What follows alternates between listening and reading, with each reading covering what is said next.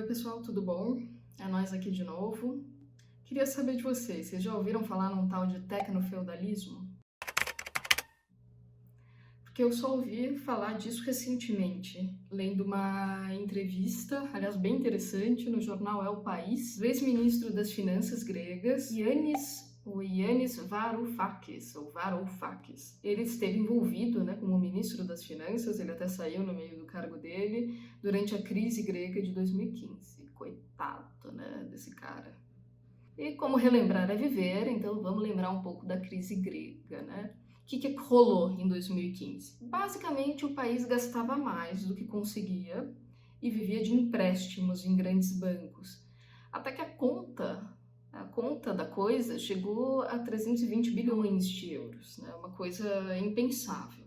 E aí, isso desencadeou uma crise financeira global que limitou o acesso da Grécia a créditos, e que levou o país a um regime de austeridade, então muito corte de gasto público, muito aumento dos impostos, ou seja, a população começou a pagar o preço. E o país decidiu deixar de pagar o FMI, o que entrou numa situação chamada calote. A segunda vez que eu ouvi falar desse termo de tecnofeudalismo foi lendo um livro chamado Big Tech, A Ascensão dos Dados e a Morte da Política. Aliás, super recomendo, é um livro super bacana. E que o Morozov, que é o autor desse livro, diz: a aldeia global jamais se materializou. Em vez disso, acabamos em um domínio feudal, nitidamente partilhado entre empresas de tecnologia e os serviços de inteligência. O que ele quis dizer com isso? Que a ideia primária da internet como um espaço livre, um espaço para todos, na verdade, essa aldeia global que ele fala jamais aconteceu. Na verdade, o que aconteceu foi uma dominação econômica de grandes corporações e de alguns governos, ou todos os governos. Mas voltando para o Ioannis Varoufakis e o conceito dele de tecnofeudalismo. Ele fala que esse tecnofeudalismo foi muito desencadeado pela crise de 2008. Relembrar é viver, parte 2. A crise de 2008 foi desencadeada por uma bolha imobiliária. Os bancos começaram a oferecer empréstimos, ou o famoso mortgage, as hipotecas, primeira, segunda, terceira hipoteca, a juros baixos, e as pessoas começaram a comprar imóveis. Os imóveis foram aumentando de preço de uma maneira absurda, porque tinha muita demanda, lei do mercado, e isso foi levando a essa bolha imobiliária. E foi uma grande responsabilidade, porque os bancos não tinham como manter aquilo.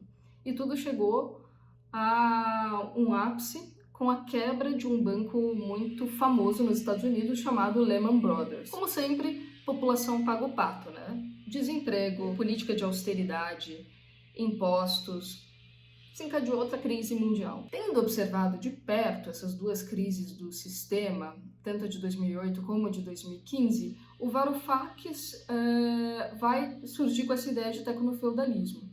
Porque, segundo ele, isso se parece muito com o feudalismo de Estado que acontecia na Idade Média ocidental, em que as terras e títulos eram dados pelos reis e que quase não existia mobilidade social.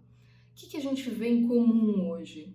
Austeridade, e isso a Grécia passou muito por isso, O corte de políticas públicas, o aumento dos impostos, ou seja, a população pagando pouco investimento na população, sendo que ela traz o retorno. Muito dinheiro para o Estado, muito dinheiro para banqueiros e grandes corporações. Isso soa parecido com alguma coisa que está acontecendo hoje para vocês? Além disso, onde isso aparece muito?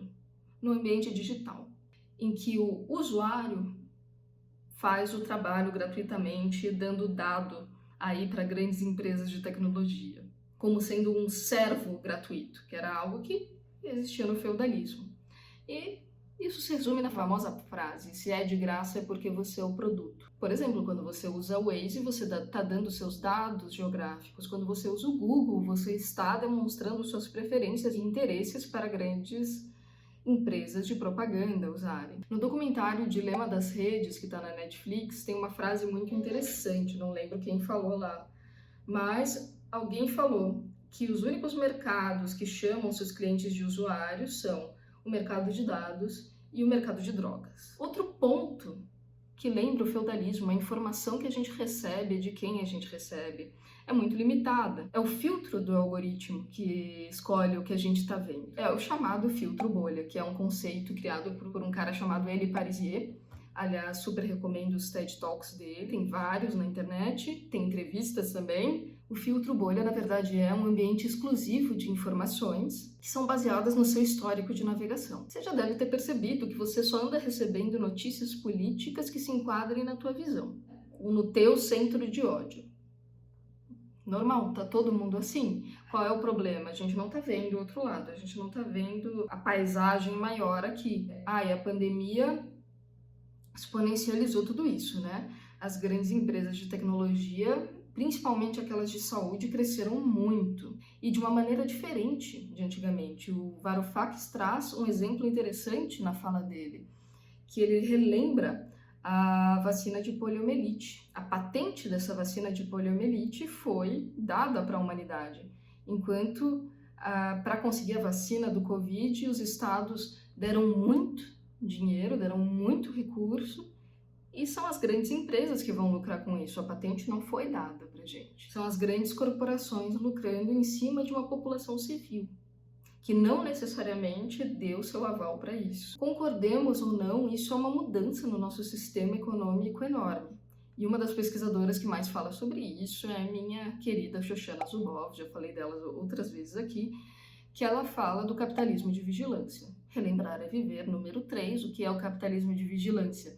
É justamente o uso dos dados de forma não transparente para criar insights para estratégias de comportamento. Para qual perfil de pessoa é mais interessante mandar essa propaganda ou não.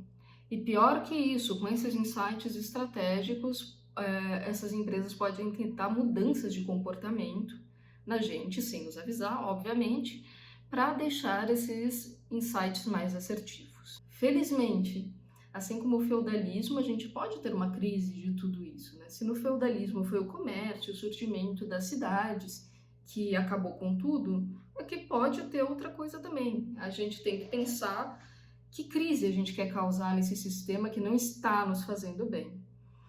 Da minha parte, eu acredito que a democratização do conhecimento de tudo que está acontecendo pode ser um grande gerador de insights para a população civil.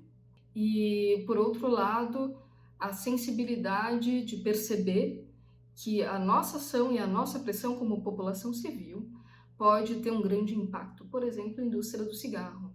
Era uma indústria multibilionária, talvez ainda seja, nos Estados Unidos. E hoje você não pode fumar mais em nenhum lugar fechado lá. Isso foi pressão civil. A galera foi para o Central Park e parou tudo. A gente tem poder, né? Mas vale a gente pensar e entender esse sistema antes. Pensa, quem é você nessa bagunça de tecnofeudalismo? Até a próxima, pessoal!